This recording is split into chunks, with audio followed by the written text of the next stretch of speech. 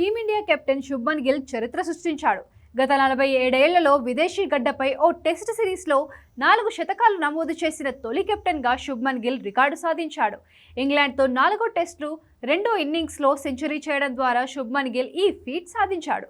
ఆఖరి రోజు ఆటలో క్రిస్ వోక్స్ వేసిన 83వ ఓవర్ ఆఖరి బంతికి క్విక్ సింగిల్ తీసుకున్న శుభ్మన్ గిల్ 228 బంతుల్లో సెంచరీ పూర్తి చేసుకున్నాడు. ఈ సిరీస్ లో శుభ్మన్ గిల్ కు ఇది 4వ సెంచరీ కాగా ఓవరాల్ గా 9వ టెస్ట్ శతకం. ఓ టెస్ట్ సిరీస్ లో 4 శతకాలు నమోదు చేసిన 3వ భారత బ్యాటర్ గా కూడా శుభ్మన్ గిల్ రికార్డు సాధించాడు.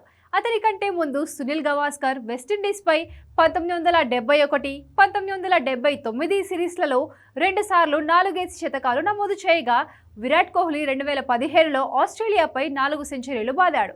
తాజాగా శుభ్మన్ గిల్ ఈ ఫీట్ను సాధించాడు.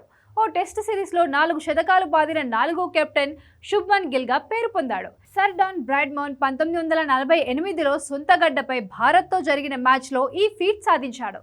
సునీల్ గవాస్కర్ 1979లో సొంత గడ్డపై వెస్టిండీస్తో జరిగిన మ్యాచ్లో 4 సెంచరీలు బాదాడు. తాజాగా శుభ్మన్ గిల్ ఇంగ్లాండ్పై ఈ ఫీట్ సాధించాడు. కెప్టెన్ అరంగేట్ర టెస్ట్ సిరీస్లోనే అత్యధిక పరుగులు చేసిన 2వ బ్యాటర్గా కూడా శుభ్మన్ గిల్ నిలిచాడు. సర్ డాన్ బ్రాడ్మన్ రికార్డును అధిగమించేందుకు గిల్ 89 పరుగుల దూరంలో ఉన్నాడు. ఆఖరి టెస్ట్లో ఈ పరుగులు చేస్తే బ్రాడ్మన్ రికార్డు కూడా బద్దలవుతుంది.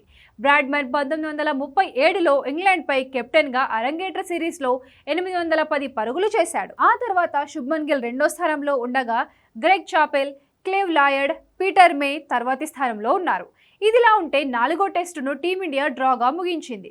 ఓటమి ఖాయం అనుకున్న మ్యాచ్లో గిల్తో పాటు వాషింగ్టన్ సుందర్, రవీంద్ర జడేజా అద్భుత పోరాటంతో సెంచరీలు చేసి ఇంగ్లాండ్కు షాక్ ఇచ్చారు.